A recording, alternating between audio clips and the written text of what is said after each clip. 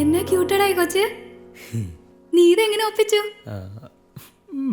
പറ, what's the story? Story ആ ഇപ്പൊ പറയാം. പള്ളിയിൽ വെച്ചാ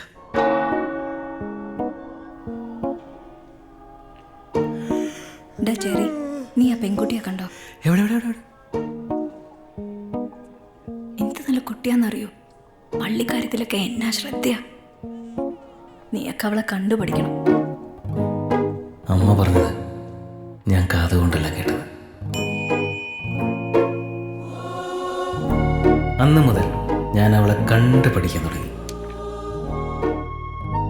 കണ്ട് പഠിക്കാൻ തുടങ്ങി. കണ്ട് പഠിക്കാൻ തുടങ്ങി. എന്നാൽ അവളെ എന്ത് കണ്ടിട്ടാ നിന്നെ പ്രേമിച്ചത്? ഒരുപാടുണ്ടല്ലോ. എൻ്റെ സ്കിൻ, എൻ്റെ ഫേസ്, എൻ്റെ ബോഡി. പിന്നെ കട്ട ബോഡിയല്ലേ. എന്താടി എൻ്റെ ബോഡിക്ക് എന്തൊരു കുഴപ്പം? വലത്തോടെ ഇരിഞ്ഞ നെടുമുടി വേണം, ഇടത്തോടെ ഇരിഞ്ഞ ശിവജി ഗുരുവായൂർ. ഇവർക്ക് എന്തായാലും കുഴപ്പം? ഇവർ രണ്ടു നല്ല അസല നടന്മാരാണ്. എടി അഹങ്കാരി, നോക്കിക്കൂടി, നിന്നെ കെട്ടാൻ വരുന്നവന് തല നിറച്ച് കഷണ്ടിയും നല്ല ഇടവേള ബാബുവിന് പോലെ വയറുള്ള ഒരു ഐറ്റം സാധനമായിരിക്കൂടി. നോക്കിക്കൂടി. നീ പോടി. ആഹാ ഹാ, നമ്മളെ മേയർ എഴുന്നിട്ടല്ലോ.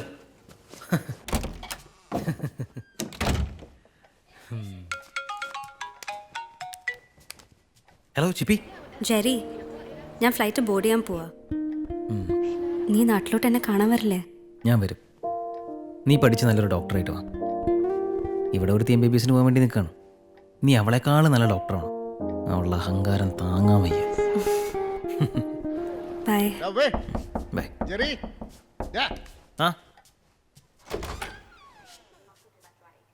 ഡാഷ് എൽജിയുടെ വൈഫ് ഉണ്ടാക്കിയ വൈന കലകന. ബിസിയാണോ? അല്ല, ഗേൾ ഫ്രണ്ടുമായിട്ട് സംസാരിക്കണോ? ഗേൾ ഫ്രണ്ടോ? ഉണ്ടെന്നറിയാം. ഓ, സംസാരിക്കണോ? വേണ്ട. എന്നാ വാ.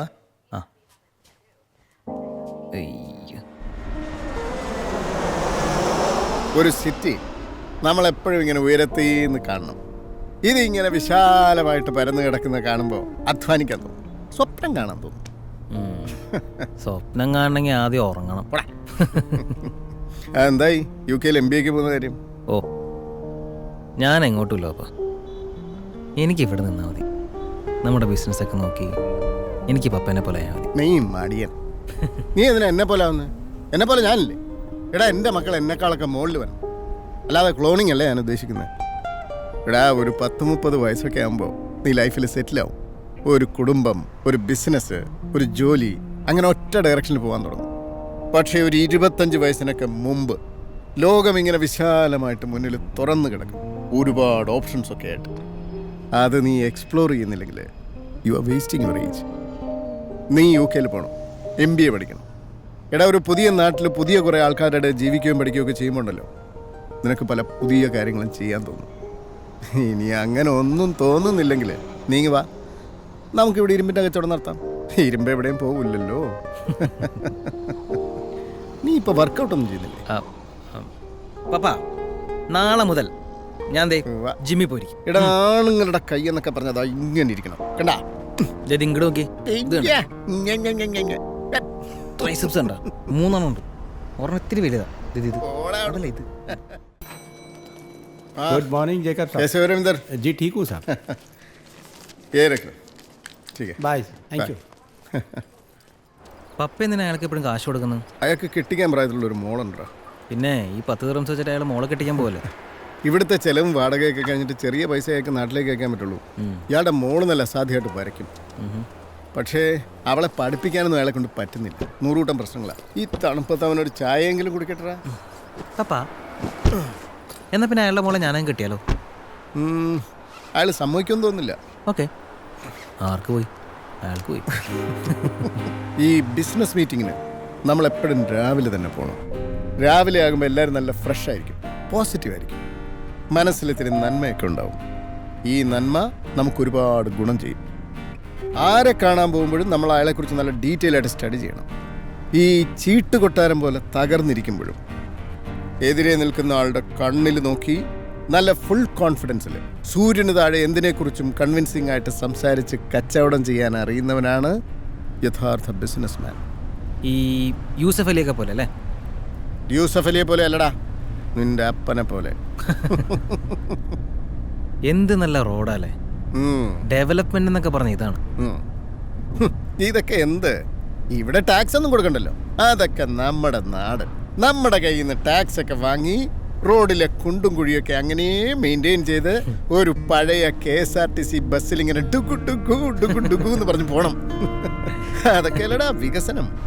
നീ KSRTC ബസ്സിൽ യാത്ര ചെയ്തിട്ടുണ്ടോ? ഇല്ല. ഇനി നാട്ടിൽ പോകുമ്പോൾ നമുക്കൊന്ന് കയറാം. ഒരു മലയാളി ആവണമെങ്കിൽ ലൈഫിൽ ഒരു തവണയെങ്കിലും ഒരു KSRTC ബസ്സിൽ കയറിയിരിക്കണം.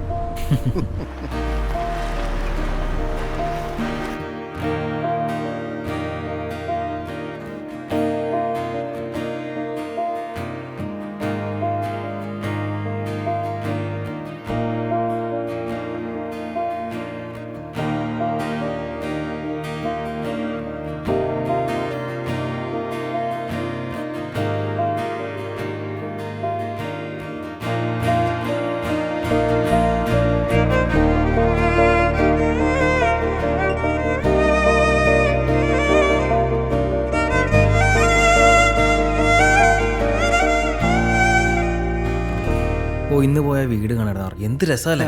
ആദ്യം അയാൾ ഇൻവെസ്റ്റ് ചെയ്യാനൊന്നും തരായിരുന്നില്ല. പിന്നെ നമ്മൾ അയാളെ സംസാരിച്ച് അവസാനം സമ്മതിപ്പിച്ചു. പറയട്ടെ അമ്മ, ഇവന് ഗേൾ ഫ്രണ്ട് ഉണ്ട്, രണ്ടുപേരും ഒരുമിച്ച് നടന്നു പോകണം. ഡാഡാ പല്ലൊക്കെ ഞാൻ താഴെ ഇടും. വരില്ല കേട്ടോ. Principal's announcement. മുത്തേ ശ്രദ്ധിച്ചേ. നമ്മുടെ കുടുംബത്തിൽ നിന്ന് ആദ്യമായിട്ട് ഒരാൾ MBBS ചേരാൻ പോകുന്നു. നല്ല വിവരവും വെള്ളിയാഴ്ചയുമുള്ള ഒരു ഡോക്ടറായിട്ട് അവൾ തിരിച്ചു വരട്ടെ എന്ന് നമ്മൾ പ്രാർത്ഥിക്കുന്നു. ഈ ഡിന്നർ ഞാൻ എന്റെ അമ്മുക്കുട്ടിക്ക് ഡെഡിക്കേറ്റ് ചെയ്യും.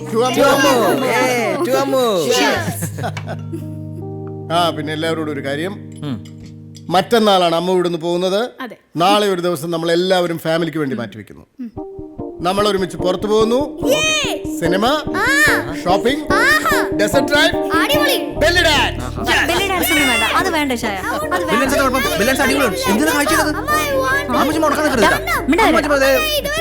കേരളത്തിലെ അമ്മമാർ പോലെ സംസാരിക്കരുത്. അടിപൊളിയാണ് അല്ലേ? He's got the same belly for belly dance also. Correct ആയിരിക്കും. It's fabulous, you know. Now listen, നമുക്ക് എന്ത് വേണമെങ്കിലും ചെയ്യാം, പക്ഷേ നാളെ നോ അതർ പ്ലാൻസ്. Okay. ഫ്രണ്ട്സുമായിട്ട് പുറത്തു പോകുന്ന പരിപാടി ഇല്ല. കേട്ടല്ലോ, അത് നിന്നെ ഉദ്ദേശിച്ച, നിന്നെ മാത്രം ഉദ്ദേശിച്ച. ശരി. അമ്മ മാറി, ഞാൻ കഴുകാം. ഞാൻ കഴിക്കോളവിടെ. മുത്തെന്തേ? നീ അവിടെ ഉണ്ട്. എന്താ നീ നിങ്ങൾ വന്നേ, വാടാ. ആ വാതിലും കടച്ചേര്.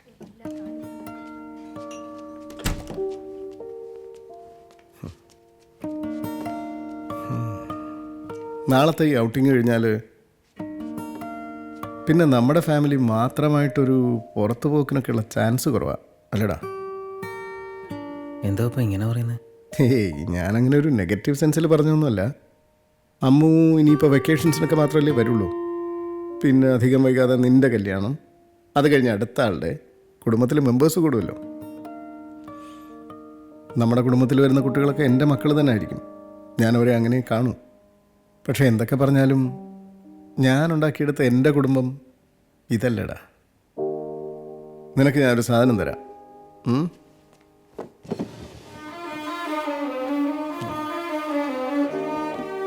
ഞാൻ ദുബായിൽ വന്ന സമയത്ത് എൻ്റെ ആദ്യത്തെ സേവിങ്സ് എന്ന് വാങ്ങിച്ച ക്യാമറയാണ്. എനിക്ക് ഏറ്റവും പ്രിയപ്പെട്ട മൊമെൻറ്റ്സ് ഒക്കെ ഞാൻ ക്യാപ്ചർ ചെയ്തിട്ടുള്ളത് ഈ ക്യാമറയിൽ. നാളെ നീ എനിക്കിതിൽ കുറച്ച് ഫോട്ടോസ് എടുത്തു തരണം, നമ്മുടെ ഫാമിലിയുടെ. അപ്പോൾ ഇത് ഫിലിം ഇടുന്ന ക്യാമറയല്ലേ? കുറച്ച് ഫോട്ടോസ് എടുക്കുമ്പോഴേക്കും തീരും. ഞാൻ എൻ്റെ പുതിയ ക്യാമറ എടുക്കാം. ഡിജിറ്റലിൽ എടുക്കുന്ന 100-300 ഫോട്ടോസ് ഒന്നും വേണ്ടടാ. ഒരു ചെറിയ ആൽബത്തിൽ സൂക്ഷിക്കാൻ നല്ല കുറച്ച് ഓർമ്മകൾ മതി. പറ്റുമോ? പപ്പ ഒന്നും പേടിക്കണം, ഞാൻ എല്ലാം ശ്രദ്ധിച്ചോളാം. Yeah, this side. ശരി പപ്പ. അമ്മ ഇതേ കരഞ്ഞ് ഓവറാക്കല്ലേ, അതുകൊണ്ട് എയർപോർട്ടിലേക്ക് വരണ്ടെന്ന് പറഞ്ഞേ. ശരി അമ്മ. ചെന്നിട്ട് ഫ്രണ്ട്സിൻ്റെ ഒക്കെ നമ്പർ അയച്ചാട്ടോ. വായി നോക്കി. ബൈ. Bye Jerry. പോട്ടെടാ മത്തേ. ഓക്കെ അമ്മു. പപ്പ ദേ കൂളിംഗ് ഗ്ലാസിന്റെ ഇടയിൽ കൂടി മഴ ചോരുന്നുണ്ടേ, അപ്പൊ എന്നെ പറഞ്ഞ വെറുതെ ആയില്ല. ആ ബൈ. ശരി ബൈ. ബൈ. ടാറ്റാ.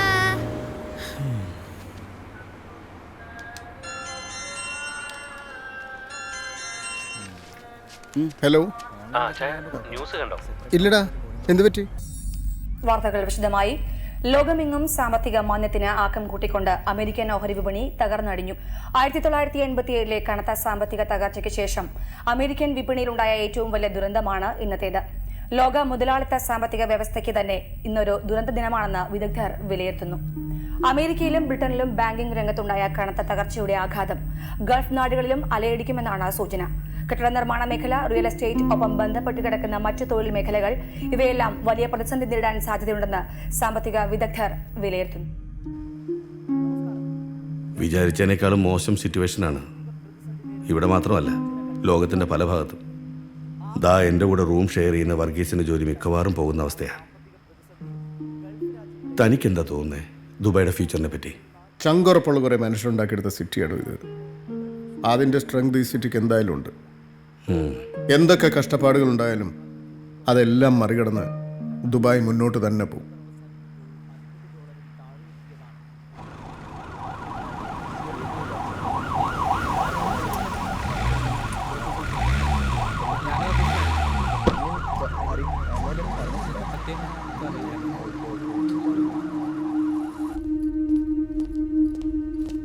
പപ്പയുടെ ഫോൺ എന്ത് പറ്റി? ബാറ്ററി പോയി.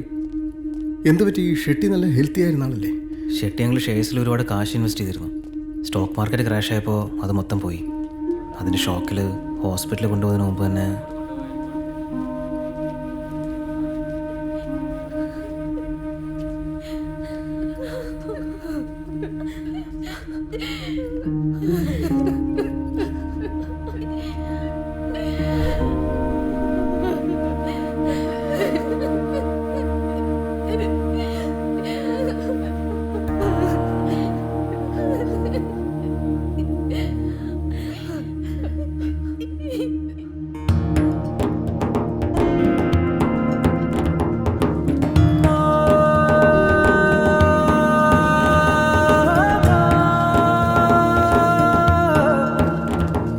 जेकब भैया कैसे हो आप?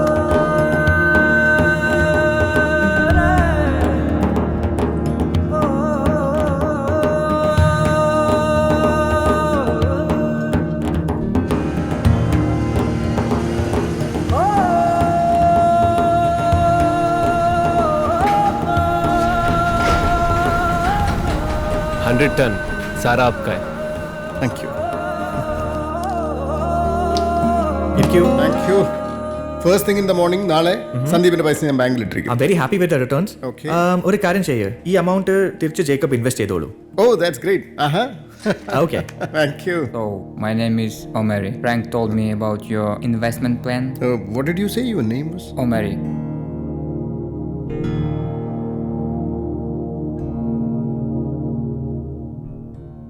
Only because of that. Oh, Ajay. Meet Ajmal. हाँ, हाय सिजॉय, गुड टू सी यू. ये हमेशा बात करते हैं आपके बारे में. जी, ये तो हमारे बड़े भाई की तरह है. ആ സിജോയ്, അജ്മൽ ഒരു ഹ്യൂജ് ലോഡ് സ്റ്റീൽ ഒരു കമ്പനിയിൽ നിന്ന് വാങ്ങാൻ ആലോചിക്കുക. അവനത് മാർക്കറ്റ് റേറ്റിൽ നിന്ന് ഒരു 300 ദിറംസ് കുറച്ച് എനിക്ക് തരാമെന്ന് പറയുന്നു. അതെങ്ങനെ? ഈ കൺസ്ട്രക്ഷൻ വർക്ക് നിന്ന് പോയൊരു കമ്പനി വിറ്റൊഴിവാക്കുന്നത്. ലോക്കൽ മാർക്കറ്റിൽ ഇപ്പോൾ സ്റ്റീലിൻ്റെ ബിസിനസ് ഡള്ളാണല്ലോ. പക്ഷേ റേറ്റ് കുറഞ്ഞുകൊണ്ട് ഇപ്പോൾ എക്സ്പോർട്ട് ഡിമാൻഡ് നന്നായിട്ട് കൂടിയിട്ടുണ്ട്. ഓ, അങ്ങനെയാണെങ്കിൽ ഞാനും കുറച്ച് പൈസ ഇൻവെസ്റ്റ് ചെയ്യാം. ഗുഡ്. ഇവിടെ ഒരു ബൾക്ക് എമൗണ്ട് റേസ് ചെയ്യാൻ പറ്റുന്ന ആരെങ്കിലും നിനക്ക് പരിചയമുണ്ടോ? അതിപ്പോൾ ഒരാളുണ്ട്, ഒരു ചെറിയ പരിചയം. ഓക്കെ. കക്ഷി ഒരു ചെന്നൈ മലയാളിയാണ്. ദുബായിൽ വന്നിട്ട് അധികം ആയിട്ടില്ല. മുരളി മേനോൻ എന്നാണ് പേര്. ഞാൻ വേണമെങ്കിൽ അച്ഛനൊന്ന് മുട്ടിച്ചു തരാം. Okay.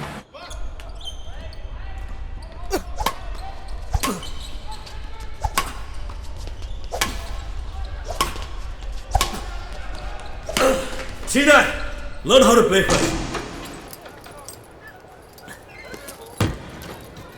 Jacob Zakaria? Yes. Hi, Murali. Hi. Please come. You've been waiting for long? Hey, it's okay. உங்கள் கம்பெனி பற்றி நான் கேள்விப்பட்டிருக்கேன். Actually my friends were saying, very good things about you. Thanks. പിന്നെ ജേക്കബിൻ്റെ മെയിൽ ഞാൻ വായിച്ചു. ഓ, ഉங்கள் സപ്ലയറുടെ പേരാണ്? Ajmal. Ajmal. Housing business. He's good. How do you say that? അയാളെ വിശ്വസിക്കാമല്ലോ അല്ലേ? 100%. He's like a brother to me. Okay, it's a lot of money. Yes, it is. ஒரு 2 நாள் time கொடுங்க, யோசிச்சு சொல்கிறேன். Sure.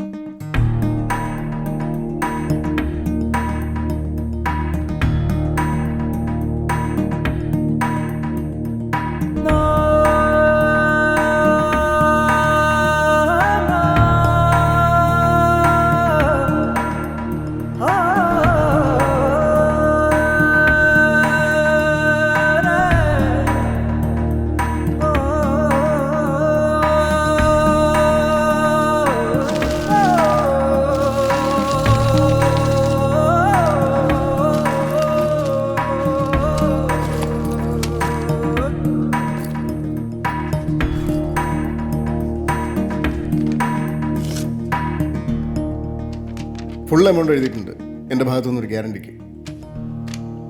Thank you. Can I see some more collections? Sir, this would be an excellent choice. And the price is also slashed down. I think you should buy it. Jerry, വാങ്ങിയാലോടാ? പപ്പ ഇത് വലിയ സ്റ്റോണല്ലേ, വലിയ വില കൊടുക്കേണ്ടി വരും. സാരമില്ലടാ, 25th വെഡിങ് ആനിവേഴ്സറി അല്ലേ, നല്ല കനത്തിലിരിക്കട്ടെ. നിൻ്റെ അമ്മയ്ക്ക് ഭയങ്കര സന്തോഷമാവും. മാത്രമല്ല ഇപ്പോൾ വിലയും കുറവാണ്. അത് ശരിയാ സാറേ, ഇപ്പം വില കുറവാ. ഞാനും മലയാളിയാ, വടകരയെന്ന പേര് ഭാഷ. സുനി, നീ ആ ബില്ലങ്ങ് എടുത്തോടുത്തേ. പപ്പ കാർഡ്. നിൻ്റെ കാർഡ് കൊടുക്കടാ. എൻ്റെ കാർഡ് കൊടുക്കണമെന്നാ? പപ്പയുടെ കാർഡ്. ഏത് കാർഡ് കൊടുത്താലും ഞാൻ തന്നെയല്ലേ ബില്ലടയ്ക്കുന്നത്. കൊടുക്ക്. പൊന്നു മണിച്ചേട്ടാ, വെഡിങ് ആനിവേഴ്സറി ആയിട്ടെങ്കിലും എന്നെ ഒന്ന് വെറുതെ വിട്ടൂടെ? ജേക്കബേ, ഒന്ന് ഓഫീസ് വരെ വാ. ഞാൻ വീട്ടിൽ പോട്ടെന്നാ. ഓക്കെ, ഷേർലി വെയിറ്റ് ചെയ്യാം. അത്യാവശ്യമില്ലെങ്കിൽ ഞാൻ പറയില്ലല്ലോ.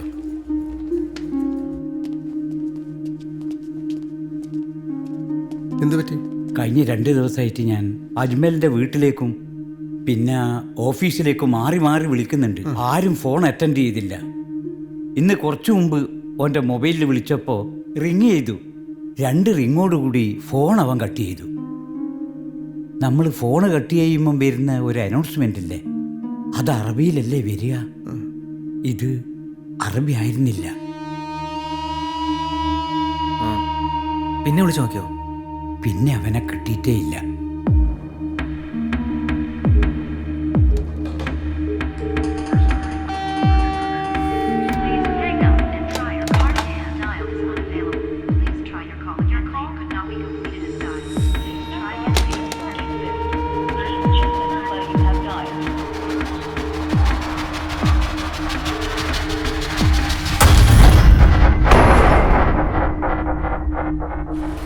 भैया, ये सारा हमारा लोड है, बाकी 2 दिन के बाद आएगा.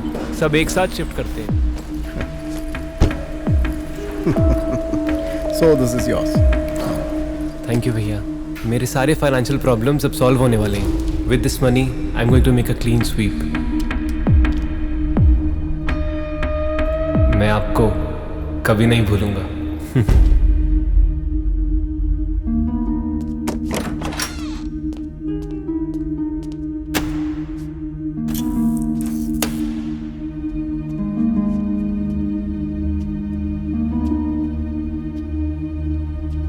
അവൻ ചതിച്ചു കളഞ്ഞല്ലോ ജേക്കബേ.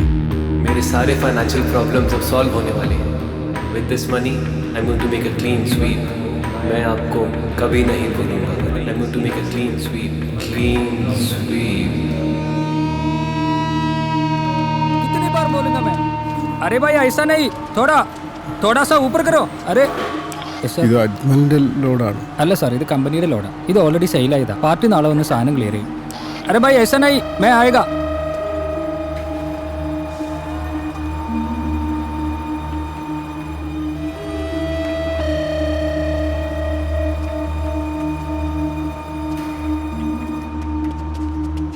പപ്പയുടെ ഇൻവെസ്റ്റേഴ്സിന്റെ മുഴുവൻ കാശ് അവൻ്റെ കയ്യിലാണോ? എത്ര? 8 million. dirhams. ഈശ്വര 13 കോടി രൂപ.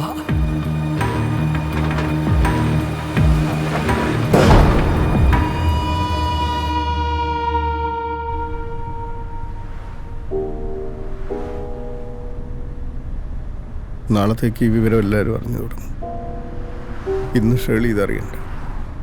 അവൾ സന്തോഷിക്കേണ്ട ദിവസമായി. അവൾ സന്തോഷിച്ചോട്ടെ ഇന്നും കൂടി.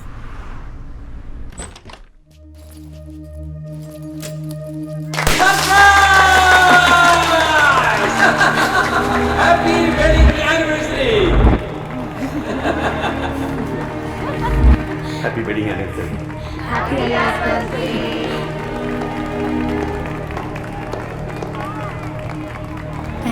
മാത്രമുള്ളൂ, വേറെ ഒന്നുമില്ലേ? ഗിഫ്റ്റ് ഒന്നുമില്ലേ? ഗിഫ്റ്റ് വന്നു. അച്ഛാ എന്തിന് എത്രയൊക്കെ ചെലവാക്കിയത്?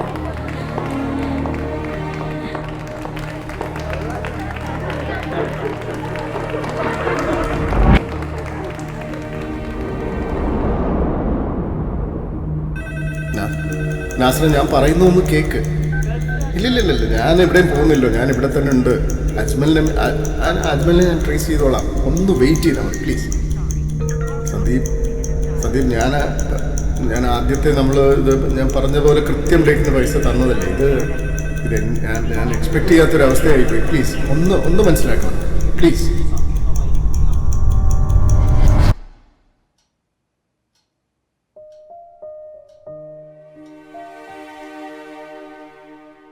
ഇച്ചായനവന് ചെക്കാണോ കൊടുത്തത്? പോലീസിന് എന്തെങ്കിലും?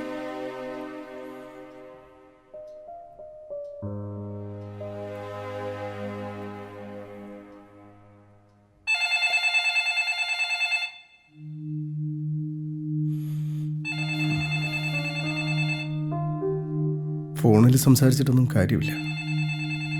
ഇൻവെസ്റ്റ് ചെയ്ത എല്ലാവരും നേരിട്ട് കാണണം. കാര്യങ്ങൾ പറഞ്ഞ് ബോധ്യപ്പെടുത്തണം. നമ്മുടെ അവസ്ഥ മനസ്സിലാവാതിരിക്കില്ല കുറച്ച് പേർക്കെങ്കിലും.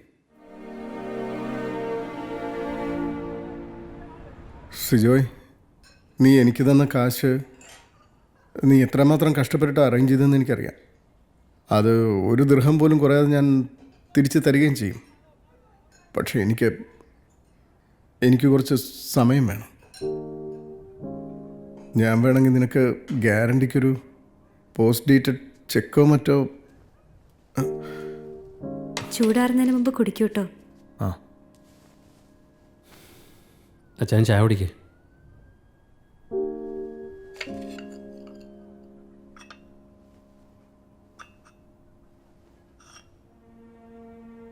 ജെറി,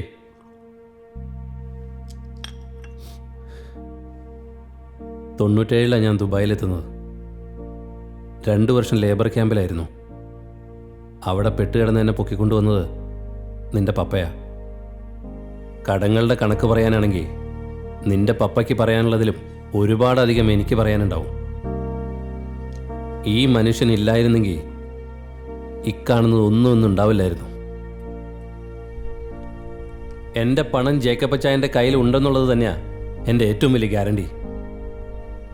അതിന് ഏതെങ്കിലും ബാങ്ക് ഇഷ്യൂ ചെയ്യുന്ന കട്ടിക്കടലാസിൽ ഒപ്പിട്ട് തരേണ്ട ആവശ്യമൊന്നുമില്ല.